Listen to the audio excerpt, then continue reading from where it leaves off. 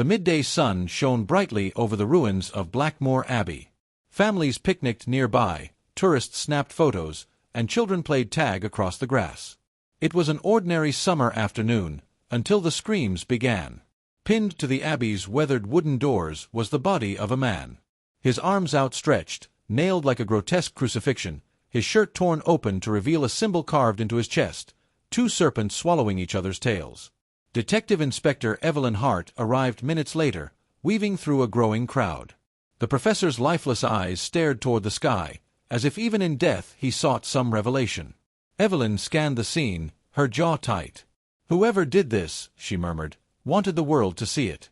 The victim was quickly identified as Professor Lionel Keats, a scholar of antiquarian religions, eccentric but well-respected. His obsession with fringe cults was well known. Colleagues whispered that he cared more for forgotten sects than for the living. From his satchel, police recovered half-burned parchment fragments, filled with sketches of rituals and cryptic notes in Latin. The phrase that appeared again and again, the Orphic Circle. Historians claimed the Orphic Circle had been extinguished in the 18th century. They worshipped illumination, not in darkness, but in open daylight. Their most extreme belief, sacrifice under the sun, unlocked eternal wisdom. The symbol carved into Keats' chest matched their emblem precisely. "This isn't some academic prank," Evelyn thought grimly. "This is a message." Evelyn's investigation led her first to the university. Professors admitted Keats had been working on a new paper that he said would rewrite history. Some claimed he had found the final gathering place of the Orphic Circle. Others said he had angered dangerous people. One name surfaced repeatedly: Adrian Voss, a billionaire collector with an infamous taste for occult relics. He had once financed Keats' research but cut ties months before the professor's death. Evelyn visited Voss's sprawling estate. The mansion was more museum than home. Light poured through glass ceilings onto shelves filled with idols, manuscripts, and bones displayed like precious art. Voss greeted her warmly, almost theatrically. "I collect what others fear to remember," he said, gesturing to his artifacts. "Fear is simply ignorance, Inspector." The circle sought knowledge under the brightest light. No shadows. No shame. Evelyn pressed him about Keats. Voss smirked. Lionel was brilliant, but reckless. He wanted to reveal what should remain sacred. "Truth, Inspector, can be as blinding as the sun."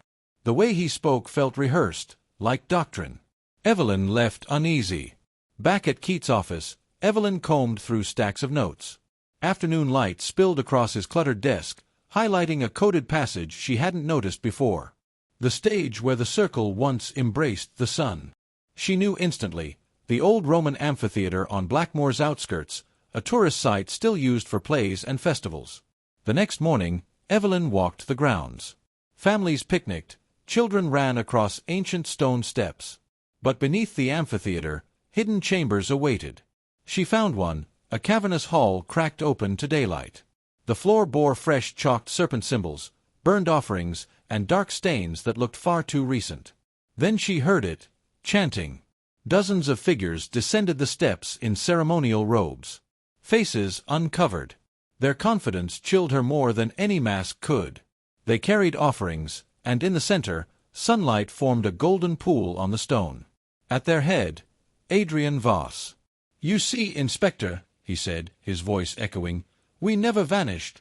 The circle lives. Keats betrayed us, so he became our herald. You too shall bear witness."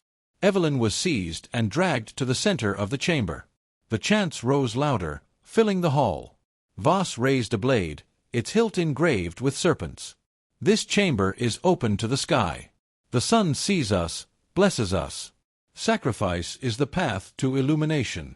Above ground, tourists lounged on picnic blankets, oblivious to what was unfolding beneath their feet. Evelyn steadied her breathing. She wasn't helpless. Hidden in her jacket was a transmitter, activated the moment she stepped inside. Every word, every face, was being broadcast to her team outside. "You wanted to be seen," she shouted over the chants. "Well, you're on display now." For the first time, Voss faltered. Sirens wailed. Armed officers stormed the chamber, flooding it with the heavy sound of boots on stone. The cult scattered, their ritual collapsing in chaos. Voss fought to maintain composure as he was dragged into the open air. The sun lit his face as he smiled at Evelyn. "You think you've ended us, Inspector Hart?" "No. The circle does not die in sunlight. It thrives in it. Exposure only makes us stronger."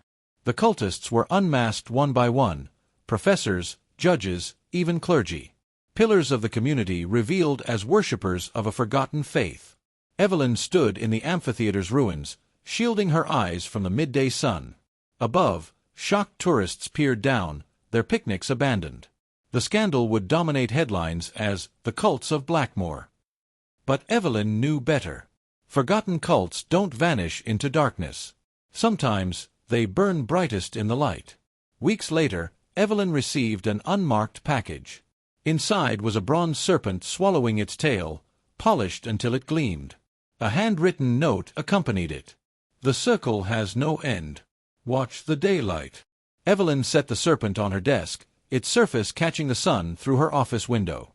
The enigma of forgotten cults wasn't solved.